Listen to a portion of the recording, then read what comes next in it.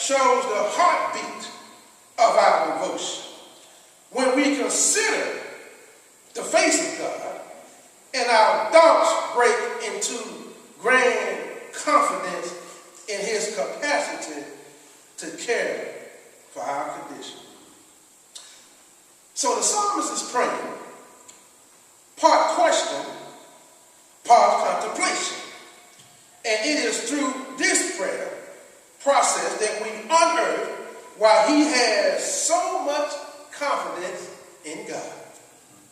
First of all, he has confidence in God's character because God is good and upright. The word good here means kind, loving, benefit. The word upright needs no explanation. It means righteous. But what we want to know is how the psalmist binds the two together with decisiveness. In one thought, good and upright. What is so strange about that? I'm glad you asked.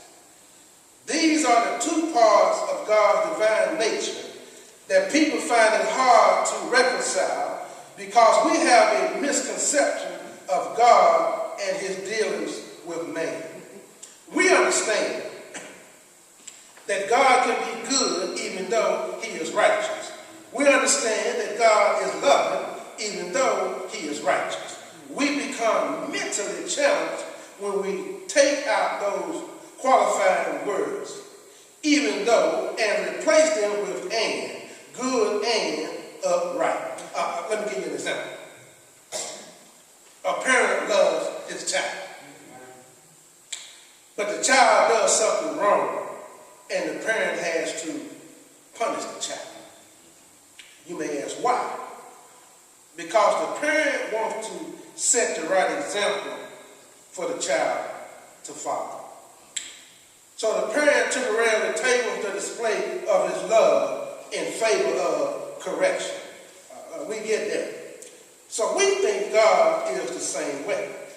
We think that when God corrects us or chastises us, he is tabling his love in favor of teaching us a valuable lesson.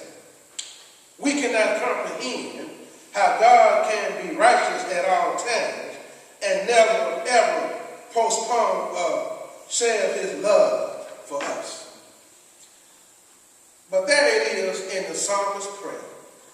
God is good and upright. In fact, we can't fully comprehend these two resplendent natures of God unless we understand that they are paired together and inseparable.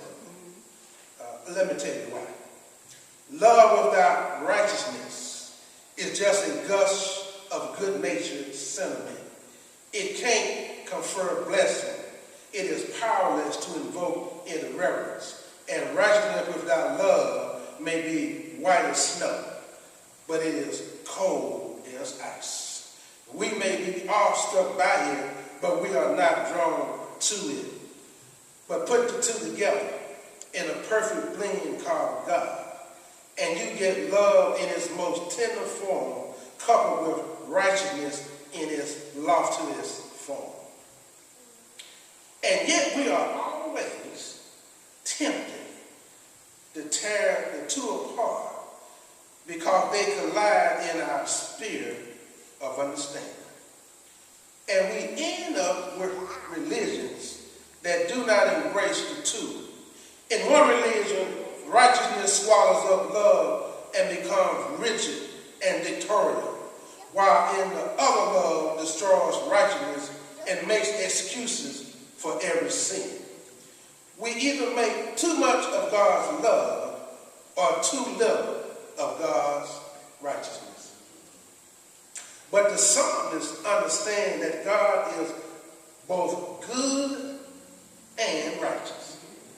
God is able to balance both natures in perfect harmony and offer mankind complete confidence in both his love and righteousness. God simply says, trust me.